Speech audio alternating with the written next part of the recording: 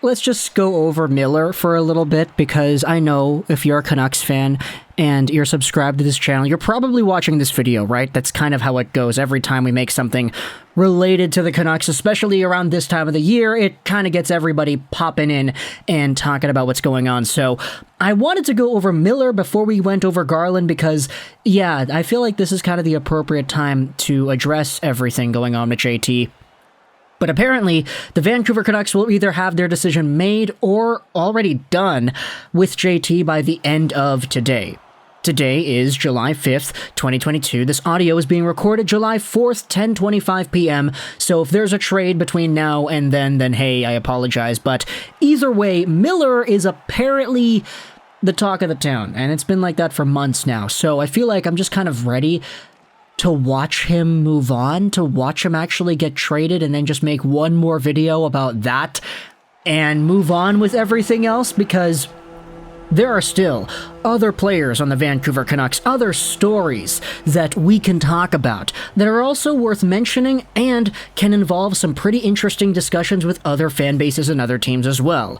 Conor Garland happens to be the subject of today's video because even though he is a player that Canucks fans absolutely adore, and we made this entire speech in the video talking about the Kings and the Devils and potentially the Leafs as well, potential teams that are going after him, but Garland is a Vancouver Canucks fan favorite, and it took him, 2 weeks to become a fan favorite? He posted up 52 points in 77 games played. He almost had 20 goals in the year, and he's a guy that is an absolute beast out there. He works really hard. He's always super shifty with the puck along the perimeter. I've never seen any other Vancouver Canucks player bearing the Sedins play so well on the perimeter, despite the fact that Garland is only 5'10", 165. He is an absolute tornado out there, just spinning around and getting through players. He also has some pretty good offensive flair, which is why he had himself such a good amount of points in the first place, but he's making $4.9 million until 2026. That's a pretty good contract. This is a pretty good player, and if the Vancouver Canucks are going to go out there and trade this guy, maybe Alvin and Rutherford would get some assets that they deem more valuable heading into the long-term future. We also had word from Harmondale on an article he published on The Athletic a few weeks ago saying that Conor Garland really didn't have the best season by his own standards. He definitely did not feel as comfortable as he would have liked to have felt in Vancouver, and that certainly isn't really the best thing to hear in the world. If that in any way is somewhat of a deterrent for Conor Garland to maybe suit up for the Canucks next year, then maybe that's a conversation we're having. But I wanted to talk about one other team, aside from, of course, LA, New Jersey, and Toronto, that has indeed been linked to Garland, and it's one that I actually haven't seen pop up anywhere in any of these discussions. So let's go over onto thefourthperiod.com, the Summer Trade Watch 2022 Top 35 list as of July 4th, 2022. Today for me, yesterday for you. Just like their free agency list, what the Fourth Period did was they collected 35 different names of NHL players that are on teams and that are likely going to get traded soon.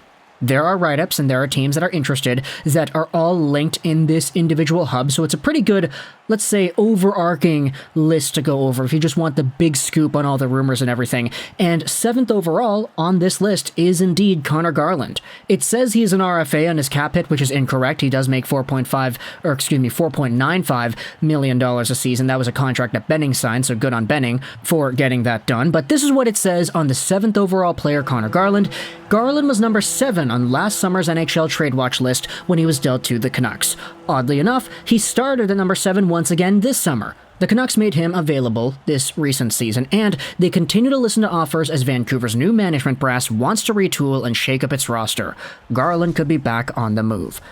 He has been linked to Boston. I think we talked about that already. Toronto we did talk about. New Jersey, Seattle, Columbus, Pittsburgh, as well as the Edmonton Oilers. Now, I'm singling out Edmonton specifically and not talking about Columbus or Pittsburgh or Seattle, even though we could have good discussions about those teams as well.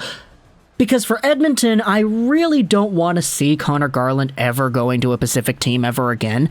if he goes to Edmonton, the Vancouver Canucks are going to play this guy 6-7 times a year, and I don't want to see that. I don't want to see Conor Garland and his dipsy doodling in the corners and his agitative state go out there and piss off the future Vancouver Canucks and force them into taking a whole bunch of irresponsible penalties. No way, Jose, under most circumstances. However, the Oilers are in a pretty interesting spot when you take a look at who else they have on their roster that potentially could open up a spot for Conor Garland. Now, Garland plays right wing, left wing. He actually played on the right mostly this season for Vancouver. And if you take a look at right wing players the Oilers have that are potentially going to be on the move, the big one that comes to my mind right away is Jesse Puljujarvi. You also have Kailer Yamamoto, who is an RFA like Puljujarvi, but his future I think is a little bit more secure than JP's. But when it comes to Puljujarvi potentially being moved out of Edmonton, I really do think that if you're thinking from an Oilers point of view, it would be a crazy good move to acquire a guy like Conor Garland to fill in that spot. Not only is Conor Garland an absolute workhorse, a guy that can probably match the pace that Connor McDavid plays at, and prove himself useful by digging the puck out of the corners and giving it to McDavid and Draisaitl, etc., etc. But Conor Garland is also just an overall solid hockey player. He knows what to do when he doesn't have the puck. He also boasts some pretty good advanced analytics, if I recall correctly, and he did produce a bit more than Puljujarvi did this previous season. Now, Garland did have his own cold streaks, especially under Bruce Boudreau. He definitely saw that Boudreau did not use Garland in the same way that Travis Green did. Travis Green allowed Garland to do everything, and as a result, he was scoring like every other game.